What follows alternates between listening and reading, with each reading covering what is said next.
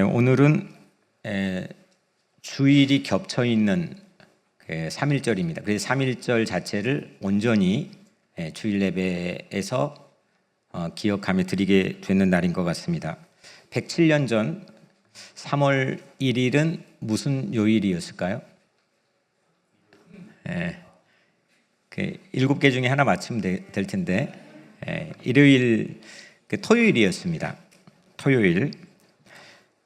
그러니까 이게 3월 1일만 하고 끝난 게 아니라 3월, 4월, 5월, 그래서 중국의 오사운동까지 아주 급격하게 확대되면서 영향을 미치고 또 삼천리 방방곡곡에 수없는 사람들이 모였죠.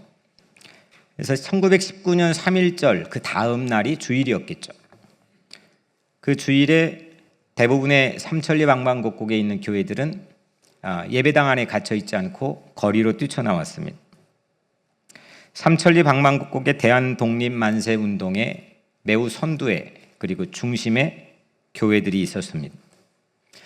3월, 4월 당해 3월, 4월 체포된 사람의 숫자가 대략 49,000명, 그러니까 5만 명 정도입니다. 그 중에 기독교인이 2만 명이 체포되어 고문을 당했습니다. 40%입니다.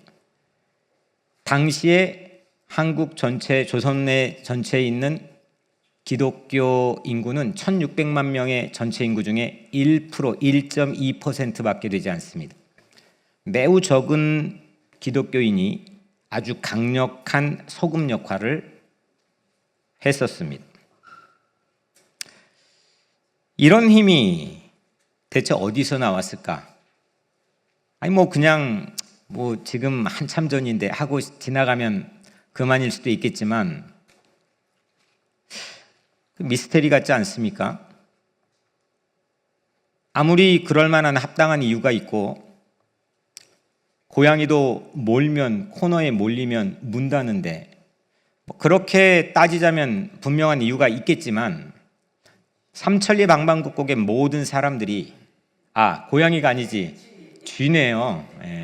몰면 쥐가 고양이를 문다는데 그런 이유들을 우리는 찾을 수는 있겠지만 참 희한하지 않습니까? 이런 힘이 대체 어디서 나왔을까?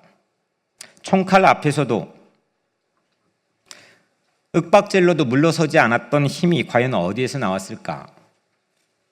만약에 이 질문에 대한 답을 찾는다면 분명 오늘날 우리의 삶을 변화시키는 놀라운 희망의 아이디어가 될 거라고 생각을 합니다. 우리는 많은 에너지를 무언가로부터 공급받고 소비합니다. 소비가 많아지면 피로하고 지치겠죠. 그리고 마땅히 공급받는 에너지가 결핍되어 있다면 우리는 아프기도 할 겁니다. 그런데 오늘 이 3.1절에 일어났던, 특별히 그 안에 신앙인들이 가졌던 그 힘은 어디서 나왔던 걸까? 그 창의적이고 기발하고 용기 있고 기백 있던 힘은 어디서 나왔던 걸까? 이 질문에 대한 답은 단연코 우리 삶을 변화시키는 아이디어로 작용할 겁니다. 특별히 주일인 3.1절, 사회 바깥에서 일어났던 3.1절과 주일에 오늘 맞이하는 3.1절. 신앙이라는 건 어떻게 사회와 세상에서 발휘되고 나타낼 수 있을까? 이 질문들을 가지고 오늘 말씀 앞에 서려고 합니다. 먼저 첫 번째로 오늘 설교의 제목인 자기같이 사랑하라. 자기같이 사랑하라. 자기같이, 나처럼, 내 몸처럼 누군가를 사랑하라. 이건 삶을 변화시키는 아주 강력한 아이디어입니다.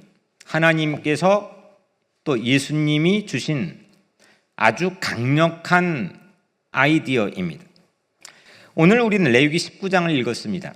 이 19장에는 가장 위대한 계명으로 꼽히는 자기같이 사랑하라가 2번 나와 있습니다. 오늘 본문은 34절입니다. 그런데 먼저 같은 레위기 19장의 18절에 보면 내 이웃 사랑하기를 내 자신과 같이 사랑하라 라는 말씀이 있습니다. 이 말씀은 어디서 많이 들어봤죠? 누가 하셨죠? 예수님이 하셨죠. 그런데 구약에서도 오늘 이 말씀이 있습니다. 레위기 19장 18절입니다. 근데 구약에서는 딱 한 절 여기에만 나타납니다. 예수님은 이 레위기 19장 18절 말씀을 그대로 정확하게 인용하셔서 성경을 한 문장으로 어떻게 요약할 건지, 그리고 성경의 가장 위대한 계명 하나를 어떻게 꼽을 건지 이 말씀을 인용해서 우리에게 말씀했습니다. 마태복음 22장 39절 40절엔 이렇게 기록되어 있습니다. 둘째도 그와 같으니 내 이웃을 자신같이 사랑하라 하셨으니 이 두 계명이 온 율법과 선지자의 강령이니라. 율법은 우리가 지금 하고 있는 모세오경이고 나머지 성경의 구약 성경의 나머지 선지자입니다. 이 모든 성서의 강령, 핵심, 중앙 이거는 내 이웃을 자신같이 사랑하라라는 레위기 19장 18절 말씀을 그대로 예수님이 인용하셔서 꼽아 우리에게 주셨습니다. 제가 가진 성경에는 마태복음 22장 39절에 조그맣게 디귿으로 적혀 있습니다. 그리고 맨 아래에 그 디귿 그리고 레위기 19장 18절이라고 기록되어 있습니다. 이거는 이 말씀이 오늘 레위기 19장의 18절에서 가져왔다는 것입니다. 이뿐만이 아닙니다. 마가복음 12장 31절에도 누가복음 10장 27절에도 동일하게 예수님은 내 이웃을 자신같이 사랑하라 라고 말씀하셨습니다. 다시 말하면 레위기 19장 18절 이 말씀을 예수님은 구약 안의 보석처럼 다이아몬드처럼 하나를 캐서 발굴해서 새로운 계명으로 세우셨습니다. 이렇게 내 자신을 내 이웃을 자신같이 사랑하라라는 말씀이 이 장에 있는데 좀 더 한 걸음 나가서 오늘 본문입니다. 레위기 19장인 또 하나의 위대한 계명인 자신같이 사랑하라가 또 하나가 나옵니다. 이게 오늘 본문입니다. 너희와 함께 있는 거류민을 너희 중에서 나은 자 같이 여기며 자신같이 사랑하라. 거류민을 자기같이 사랑하라는 겁니다. 거류민은 히브리어로 게르입니다. 이 게르는 거류만 할 뿐, 그러니까 여기에 머물고 있을 뿐 외부인입니다. 이게 게르입니다. 이 게르의 거류민의 뜻은 낯선 사람, 처음 본 사람, 나그네, 외국인, 이주민, 이민자 이런 사람들로 성경의 다양한 번역이 되고 있습니다. 그러면 이런 질문을 좀 나눠볼게요. 18절에는 내 이웃을 자기같이 사랑하라. 34절 오늘 본문에는 거류민을 자기같이 사랑하라 되어 있습니다. 그 이웃과 나그네 중에 누구를 사랑하는 게 더 어려울까요? 나그네. 다 이게 여기는 가까운 사람들하고 친한가 보네요. 물론 갈등과 미움이라는 것은 모르는 사람 사이에 일어나지는 않습니다. 그죠? 근데 모르는데 싸울 필요가 없잖아요. 아는 사람이 힘든 법입니다. 가까이 있는 사람, 같이 살고 있는 남편, 아내, 자식, 친구, 교우, 내 주변 반경 안에 가까이 있는 사람들, 이런 경우 안에서 원수인 경우가 많다고 누가 더 어려운지에 대한 답할 수도 있겠지만 나그네와 이웃 중에 누가 더 어려운지 말할 수도 있겠지만 처음 본 나그네, 낯선 나그네는 사실 아예 사랑할 기회를 획득하지 못합니다. 이웃은 가깝고 아는 사람입니다. 나그네는 모르는 사람입니다. 이 게르는 처음 본 사람입니다. 낯선 사람입니다.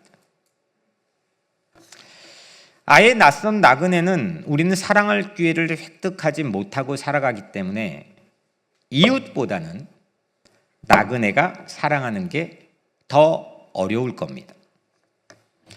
이런 맥락에서 이웃을 자기같이 사랑하는 것보다 나그네를 자기같이 사랑하는 것은 더욱더 우리에게 급진적인 명령이고 요구입니다. 이웃을 사랑하는 것, 물론 그것도 쉽지 않지만 나그네 처음 본 사람을 사랑하는 것, 나와 다른 사람을 사랑하는 것, 이건 훨씬 더 급진적인 요구입니다. 나그네를 사랑하라는 것은 구약성서의 오늘 본문 레위기 19장 34절과 더불어서 딱 한 번 더 나옵니다. 신명기 10장 19절입니다. 너희는 나그네를 사랑하라. 전에 너희도 애굽 땅에서 나그네 되었음이니라.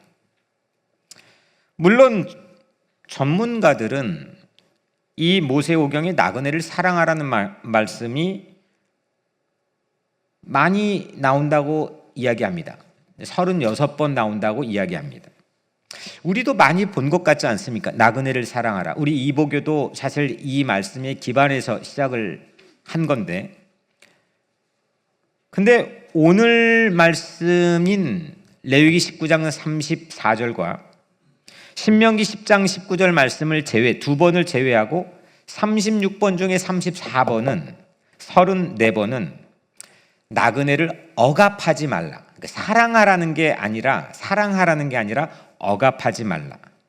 본토인과 나그네를, 외국인을 동등한 법적 권리를 갖도록 하라. 이런 말씀들이 34번입니다. 이는 사랑이라기보다는 정의에 가깝습니다. 그런데 본문은 아예 대놓고 나그네를 사랑하라는 겁니다. 유일합니다. 나머지는 본토인과 차별하지 마라. 동등한 기회를 제공해라. 우습게 무시하지 마라. 법적 권위를 동등하게 보장해라. 이런 말씀들입니다. 근데 딱 2번 나그네를 사랑하라. 물론 불의한 세상에 정의를 지키는 것도 쉽지 않지만 사랑하라는 건 급진적입니다. 본문은 나그네를 자기같이 나처럼 사랑하라고 말씀했고, 이건 오경의 보석 중에 보석인 말씀입니다. 대부분의 시대에서, 대부분의 사회에서, 대부분의 사람들은 오랫동안 낯선 사람을 두려워합니다. 처음 본 사람 두려워하죠. 예전에는 제가 이번에 한국 가서 잠깐 스치며 들었던 얘기인데, 한국이 살기 너무 좋아졌대요. 편리해졌대요. 모든 게 수준이 높아졌대요. 그런데 하고 말하는 게 각박해졌대요. 예전엔 지갑을 떨어뜨리면 누군가는 그래도 주워서 우체통에 넣어줘서 주인을 찾게 해주는 가능성의 확률이 있었는데, 지금은 누구도 그렇게 하지 않는답니다. 왜냐하면 그거를 주었다가 잘못된 일이 나에게 일어날 확률이 매우 많기 때문입니다. 거기에 마약이 묻어 있을 수도 있고, 이게 오히려 미끼일 수도 있고, 사람은 한국의 그 높은 발전된 사회 문명 속에 살아가면서도 더 자기를 소외시키는 각박한 세상의 삶이라는 거가 대부분의 공통된 의견이라는 것.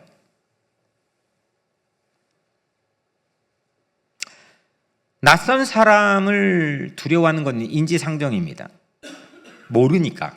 근데 두려워하는 걸 나아가 동서고금을 막론하고 일반적인 사회에 낯선 사람은 미움의 대상이 되기도 합니다. 그리고 종종 혐오의 대상이 되기도 하고 해를 끼치기도 했습니다. 20세기에는, 지난 세기에는 유럽에서 20만 명의 집시들이 이 혐오의 대상으로 20만 명이 몰살당했어요. 600만 명의 한 민족이 학살당했습니다. 수 없는 사람들이 낯설다고 하는 이유로 죽게 되었습니다. 제노포비아라고 하는 이 말, 외국인 혐오입니다. 외국인 혐오. 우리는 익숙한 이 미국 사회에 살고 있지만 여전히 누군가에겐 낯설 수가 있습니다. 나도 모르는 사이에 나는 충분히 오랫동안 살았고 많은 익숙함을 가지고 있고 말을 잘해도 내 모습만으로 혐오의 대상으로 노출될 확률도 있습니다. 반대말인 제노필리아, 외국인 사랑입니다.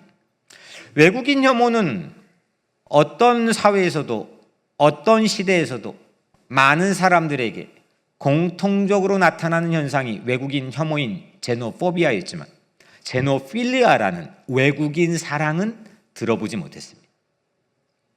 낯선 사람, 외국인을 대놓고 사랑한다? 이런 컬처는, 이런 이념은, 이런 사상은 그 어디에서도 나타나지 않았습니다. 오늘 성경에 말씀합니다. 게르, 나그네를 자기같이 대놓고 사랑해라. 여기 기독교의 위대함이 있습니다. 레위기 19장에 자기같이 사랑하라 2번 나오는데 이웃을 자기같이, 나그네를 자기같이 사랑하라. 이 말씀을 통해서 예수님은 사랑을 기독교의 핵심으로 세웠습니다. 우리는 누구나 기독교 하면 사랑이라고 이야기합니다. 저도 고등학교 다닐 때 윤리 시간에 사랑이라고 답을 썼던 걸로 어렴풋하게 기억합니다. 기독교의 코어는 사랑입니다. 이 문장이 자기같이 사랑하라, 이 문장이 성경의 요약인 온 율법과 선지자의 강령인 사랑으로 만들었습니다. 다른 종교 철학에서도 사랑인 이런 것들을 말하지만 주변적입니다. 그런데 윤리의 중심으로 종교가 한 종교가 사랑으로 딱 둔 건 기독교가 처음입니다.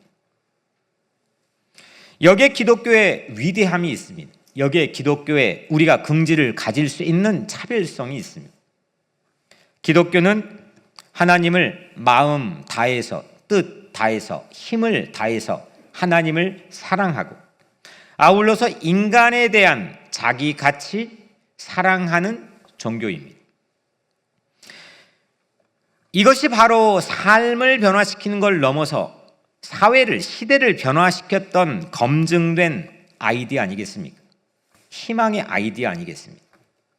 우리는 너무 많이 들어서 당연한 듯, 익숙한 듯 지나가는 말씀이지만 오늘 레위기 19장 34절 이 한 절은 단연코 나의 것으로 끌어 낚싯밥을 던져 가져오면 우리 각자의 삶뿐만 아니라 내 가정이나 내 자녀들의 교육이나 아니면 이 사회를 변화시킬 수 있는 하나님 주시는 강력한 희망의 아이디어라고 생각합니다.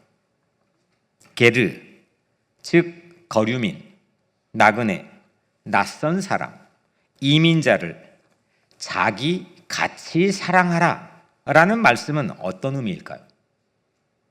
자기같이 그 나그네를 사랑하라 라는 건 어떤 의미를 가질까요? 여기에서 사랑이라는 뜻은 히브리어로 아하브입니다. 이 아하브는 단순한 좋아하고 긍휼을 베푼 그런 감정이 아닙니다. 이 아하브는, 이 사랑은 언약에 기반한 충성입니다. 서로 약속에 기반한 나를 던지는 충성이고 의지적인, 결단하여 의지적으로 행동으로 드러난 일종의 헌신적인 사랑입니다. 이거는 하나님이 우리를 사용할 때 사용하는 단어가 아하브입니다. 하나님이 나를 언약의 기반 위에, 이게 미운데, 이게 꼴을 못 봐주겠는데, 자격이 없는데,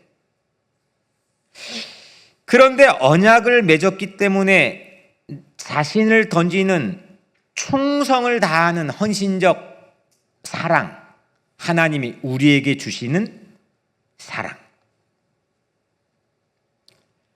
그 사랑이 아하브인데 그거를 나그네에게 자기같이 그 아하브의 사랑을 하라고 명령했습니다. 하나님은 나그네를 우리가 사랑해야 될 때, 하나님 우리를 사랑하실 때처럼 그 나그네들을 사랑하라고 말씀하신 겁니다. 그러면 자기같이 사랑하라. 이 자기같이는 히브리어로 카모카입니다. 이건 너 자신처럼 동일한 무게로라는 뜻입니다. 같은 무게로. 자기같이 나그네를 사랑하라는 것은 상대를 동정의 대상으로 낮추는 게 아닙니다. 나는 갖고 있고 너는 없으니까 내가 갖고 있는 내가 널 주지, 이런 의미가 아닙니다. 이 아하브는 자기 가치는 동등한 웨이트를, 무게를 갖추고 주는 겁니다. 서로 미비자, 난 신분이 있으니까 넌 신분이 없잖아. 그러면 내가 좀 같이 있어줄게. 그런 의미가 아닙니다. 이 기독교의 위대함은 자기 가치입니다. 하나님은 예수 그리스도를 통해 우리에게 자기와 동일한 무게로 목숨을 던져 우리를 살렸습니다. 그게 하나님의 아하브입니다. 내가 무언가를 좀 더 우월한 위치에 있기 때문에 긍휼을 베풀어서 도와줄 거야, 이게 아닙니다. 똑같은 동일한 무게로 사랑하는 것, 자기 가치라는 의미입니다. 하나님께서는 우리를, 진흙으로 만든 우리를 하나님의 형상으로 빚어서 동일시했습니다. 이처럼 나그네를 나와 동일시하라는 게 오늘 레위기 19장 34절 말씀입니다. 나그네의 필요가 내 필요와 동일시되는 것. 이게 쉬울까요?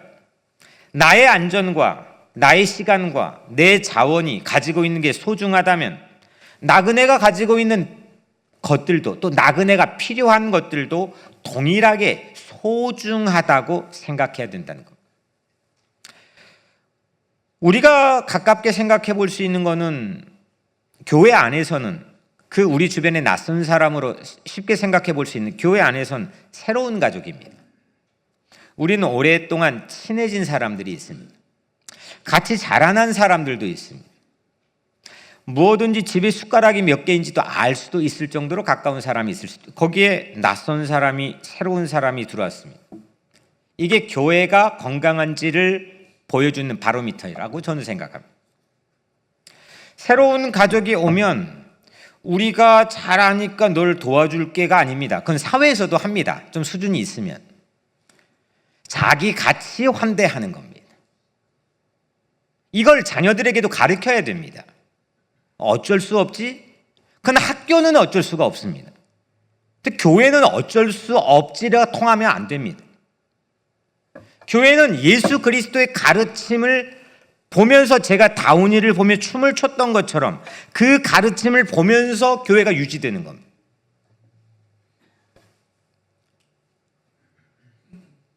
이 게르는 우리 안에서는 새로운 가족으로 예를 들 수 있겠지만 바깥에서는 외국인들입니다. 우리도 누군가에게는 낯선 외국인이지만 우리도 그 낯선 외국인들을 숱하게 만나며 삽니다. 특히 가난한 나라에서 온 사람들, 개발도상국에서 온 사람들, 그런 외국인들을 우리는 봅니다. 우리도 모르게 본능적으로 그들을 할애하는 표현을 쓰기도 합니다. 그리고 실질적으로 마음으로 그들을 미워하기도 합니다. 또 이 게르는 이민자들입니다. 숱한 다양한 사람들이, 낯선 사람들이 우리를 스치고 지나갑니다. 하나님은 그런 나그네를 자기같이 사랑하라는 다른 철학과 다른 사상과 다른 시대와 다른 사회와 다른 종교에서도 중심으로 잡지 못한 아주 고급진 명령을, 말씀을 우리에게 주었습니다. 우리가 무심히 지나친 사람은 누구였습니까? 그를 정말 나처럼 여길 수 있다면, 그를 정말 나처럼 동일시할 수 있다면 내 시간과 내 관심과 내 선택은 어떻게 달라질 수 있겠습니까?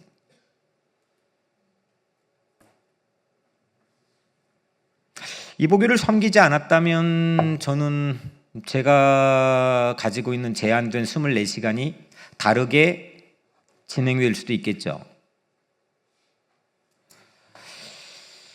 누군가의 나그네를 나와 동일시할 수 있다면 내 시간은 달라집니다. 내 관심은 달라집니다. 내 선택은 달라집니다. 이게 삶을 행복하게 합니다. 그래서 하나님은 우리에게 명령했습니다. 그래서 삶을 행복하게 우리를 변화시킬 수 있는 기가 막힌 희망 아이디어는 자기같이 사랑하라는 것입니다. 두 번째로 기억은 사랑의 씨앗은 기억에서 옵니다. 사랑의 씨앗은 이 자기같이 사랑하는 씨앗은 기억에서 옵니다. 나그네를 자기같이 사랑하는 게 쉬울까요? 어려울까요? 여러분들 어떨 것 같아요? 이렇게 막 말하니까 해야 될 건 같고 어려운 건 같고 거의 불가능에 가깝다고 생각할 수도 있겠죠. 나처럼? 우선 우리의 본능적인 반응은 이거 어렵다, 이건 불가능에 가깝다, 이거 예수님이 왜 우리에게 이런 명령을 주셨을까라고 생각하기가 쉽겠죠. 결코 쉽지 않습니다. 그런데 나그네를 자기같이 사랑하는 사람의 예가 내 범주에 없다고 세상에 없는 건 아닙니다. 없지 않습니다. 그냥 단편적으로 우리가 가까이 있는 사람을 예로 들자면 2010년 1월 IT에서는 딱 지진이 일어난 몇 분 만에, 단 몇 분 만에 30만 명이 그 자리에서 죽었습니다. 100만 명이 부상과 이주민으로 폐허가 되었습니다. 한 도시가 다 거의 몰살당한 겁니다. 그 현장에 김승돈 선교사님이 있었습니다. 그때 그분은 집사였습니다. 중국의 아주 잘 나가는 비즈니스맨이었습니다. 돈도 많이 벌었습니다. 그런데 그 광경의 현장에서 그는 그걸 지켜보면서 모든 걸 버렸습니다. 그리고 한 번도 보지 못한 낯선 사람들, 한 번도 마주치지 않은 그 낯선 사람들을 위해 16년째 자기를 다 던지고 있습니다. 그분뿐만이 아닐 겁니다. 세상은 우리가 내 아는 범주 안에 없어서 불가능해 보이는 것일 뿐 세상에는 그런 사람들이 이곳저곳 의인의 10명이 많이 있습니다. 그 사람들이 없다면, 그 의인 10명이 없다면 이 지구는 유지하기가 어렵다고 저는 생각합니다. 그럼에도 자기같이 사랑하라는 이 성경의 요약 한 문장은 결코 쉽지는 않습니다. 쉽지 않기 때문에 삶을 또 세상을 변화시킬 수 있는 희망 아이디어입니다. 그렇다면 이렇게 어려운 말씀을 왜 하나님은 주신 걸까? 오늘 말씀은 이렇습니다. 너희와 함께 있는 거류민을 너희 중에 나은 자같이 여기며 자기같이 사랑하라. 너희도 애굽 땅에서 거류민이 되었었느니라. 자기같이 거류민을 사랑하라. 왜냐? 너희도 이집트에서 나그네였기 때문이다. 너희도 이집트의 나그네였기 때문이라는 것이 자기같이 그 나그네를 사랑해야 될 이유라고 하나님이 말씀하셨습니다. 신명기 10장 좀 전에 소개했던 19절의 말씀도 동일합니다. 너희는 나그네를 사랑하라. 전에 너희도 애굽 땅에서 나그네 되었음이니라. 이스라엘은 노예였습니다. 노예, 강제 노동에 착취당했습니다.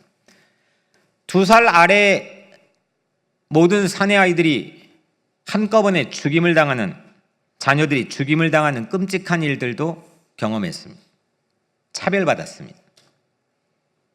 하나님은 그 기억을 잊지 말라고 했습니다. 그 기억이 나그네를 자기같이 사랑할 수 있는 씨앗이라고 말씀한 겁니다.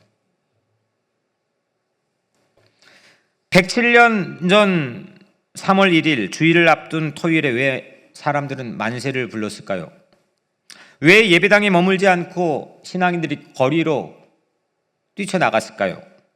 왜 총칼 앞에 무섬도 없이 설 수 있었을까요? 그 힘은 대체 뭘까요? 그들은 존엄이 무너진 자리에 서 있었기 때문입니다. 억울했기 때문입니다. 우리는 그때 식민지였습니다. 모든 걸 빼앗겼습니다. 죽임을 당했습니다. 우리는 애굽을 겪은 사람들입니다. 이집트가 뭔지를 아는 사람입니다.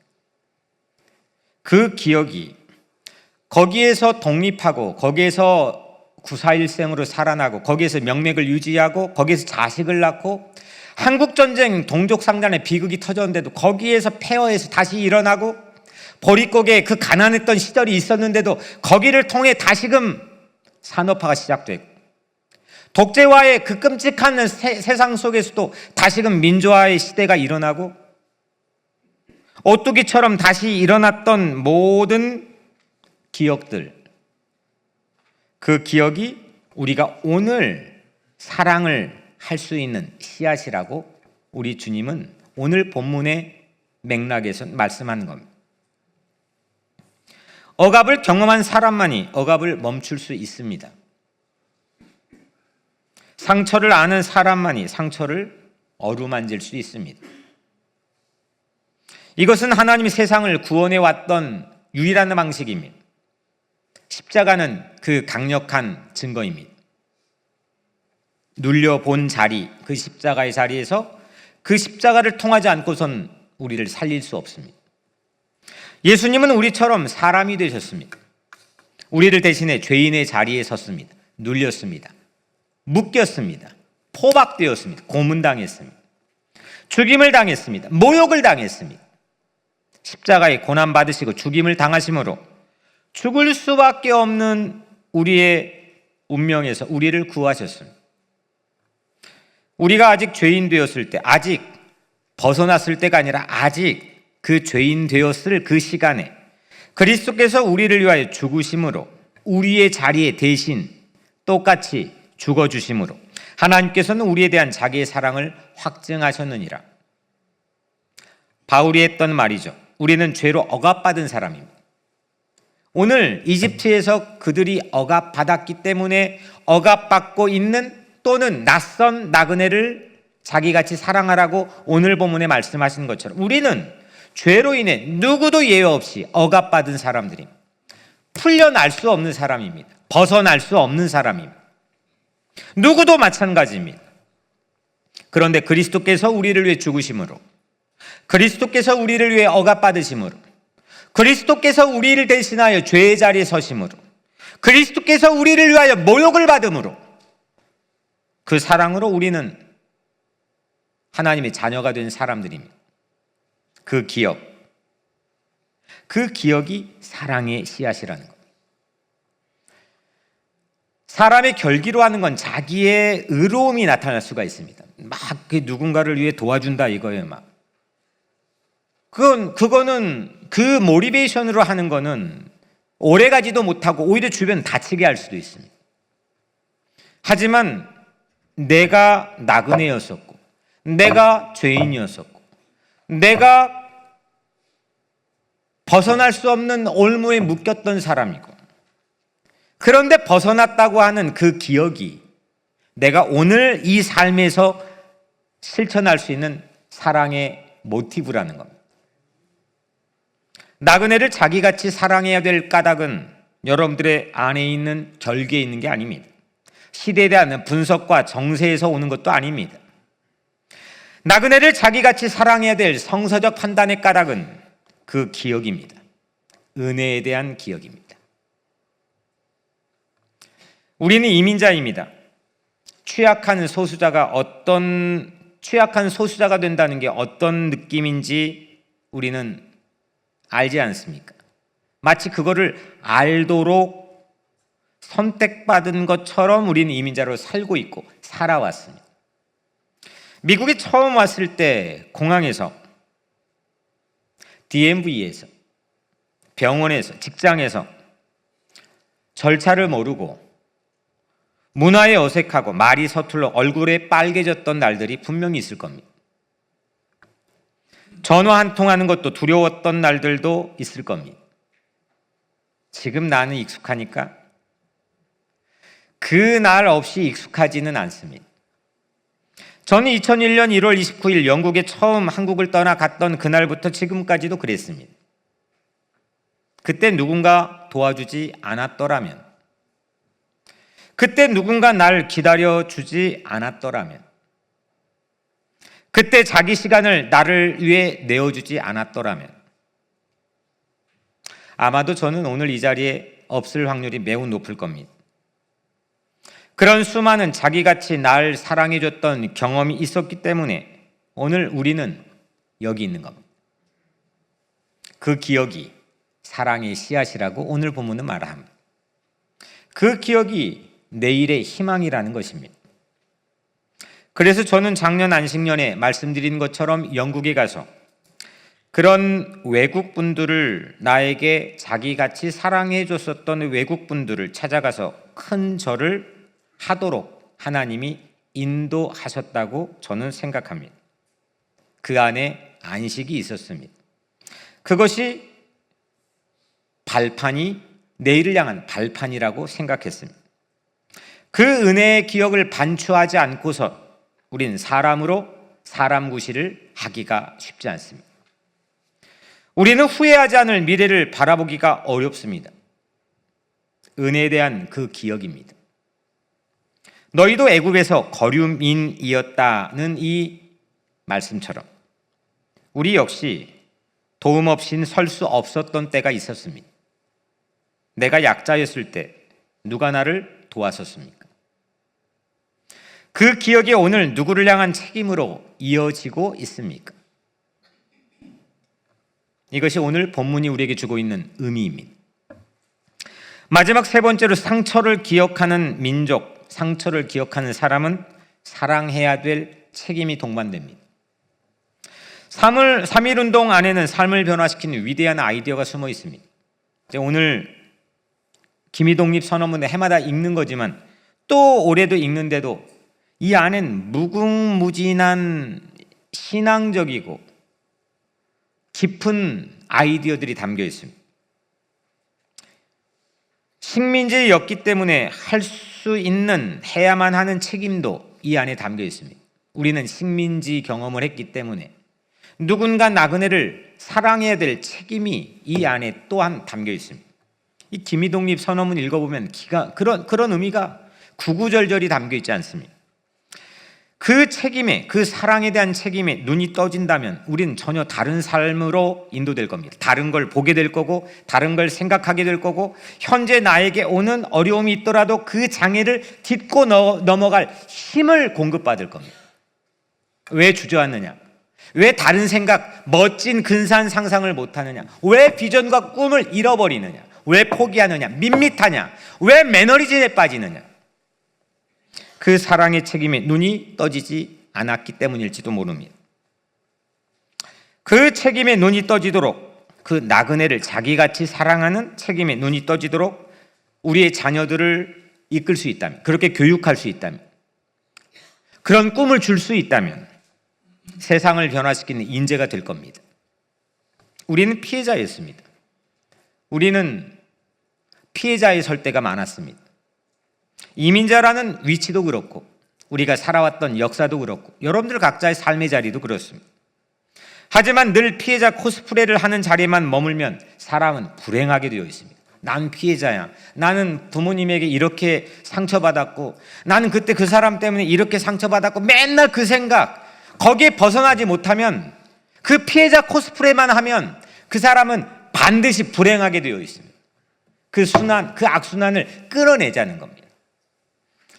하지만 피해자였기 때문에, 나는 피해를 받아봤기 때문에, 나는 상처를 받아봤기 때문에, 오늘 말씀처럼 나는 이집트의 경험을 알기 때문에, 나그네였기 때문에, 이민자였기 때문에 자기같이 누군가를 사랑할 수 있다면 그건 위대해지는 삶이 됩니다.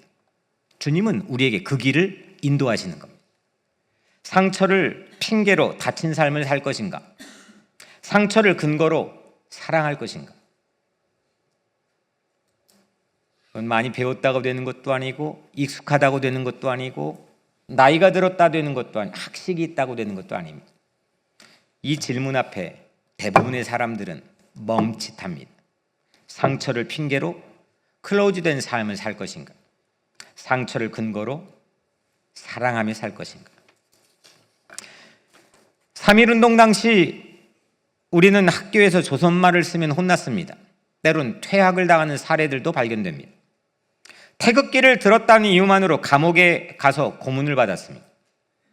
우린 눌려봤습니다. 상처받았습니다. 억압당해봤습니다. 그러니 누르지 맙시다. 빼앗겨봤습니다. 그러니 빼앗지 맙시다. 침묵 강요당해봤습니다.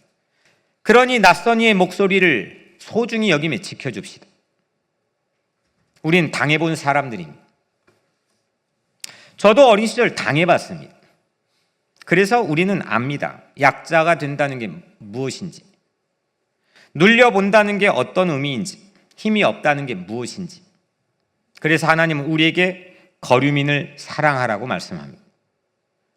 높은 수준에 있는 신분의 사람들을 코스프레를 하며 살라는 말씀은 성경에 없습니다. 하지만 연약한 자들, 낯선 사람들, 그 사람들을 자기같이 사랑하라고 성경은 그 위대함을 우리에게 가르칩니다. 예수님은 하늘에 계셨습니다. 그런데 땅에 내려오셨습니다. 자기 땅에 오매 자기 백성이 영접하지 아니하였더니 예수님은 가장 커다란 거류민이 되셨습니다. 왔는데, 국경을 넘어왔는데, 하늘에서 땅으로 왔는데 그 누구도 자기를 영접하지 환대하지 않았다는 겁니다. 예수님은 가장 커다란 나그네였고 낯선 사람이었고 이민자였습니다. 우리가 그랬습니다. 내가 그랬습니다. 혐오를 받는 외국인 이민자가 예수님이었습니다. 우리가 그랬고 내가 그랬습니다. 그런데 우리를 자기같이 사랑하셨습니다. 예수님이 그러셨습니다. 나은 자처럼 여기며 사랑하셨습니다. 예수님이 그러셨습니다. 그 사랑으로 우리는 하나님의 자녀가 되었습니다. 예수님 때문입니다. 그래서 십자가는 하나님이 나그네가 되게 하신 사건이 십자가입니다. 그리고 게르, 나그네인 나를 자기같이 사랑하셔서 나그네라는 위치에서 자녀라는 위치로 옮겨주셨습니다.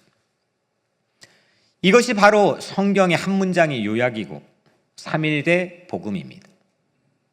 자기같이 사랑하라는 것, 이건 삶을 변화시킬 수 있는 가장 강력한 희망 아이디어입니다. 혹시 주변에 혼자 있는 낯선 사람이 여러분 주변에 있습니까? 언어가 서툴러 가슴이 콩닥콩닥 해 보이는 어떤 사람이 여러분 주변에 있습니까? 몸에 장애가 있어 마음대로 움직이지 못하는 그 누군가가 여러분 주변에 있습니까? 경제적으로 힘들어 자존심이 상한 분이 여러분 주변에 있습니까? 신분이 불안해 늘 긴장하고 살 수밖에 없는 분이 여러분 주변에 있습니까? 그 사람들이 오늘 우리의 나그네들입니다. 그 사람이 오늘 우리의 애굽입니다. 사랑하는 여러분, 107년 전 우리 민족은 독립을 외쳤습니다. 이제 하나님은 우리 보고 사랑을 외치라고 우리에게 말씀합니다. 사랑하라, 자기같이 사랑하라, 나그네를 자기같이 사랑하라. 우리는 나그네였으니 나그네를 품겠습니다. 이것은 불가능한 일이 아닙니다. 가능한 일입니다. 가능할 뿐만 아니라 은혜 받은 자의 마땅한 책임이고 사명입니다. 3.1운동은 어떤 한 사람, 나 한 사람이 태극기를 들며 시작되었을 겁니다. 우리는 자기같이 사랑하라는 이 성경을 들면서 새로운 3.1운동을 시작해야 합니다. 오늘 그 한 사람이 되십시오. 오늘 그 교회가 되십시오. 오늘 그 민족이 되십시오. 기도하겠습니다.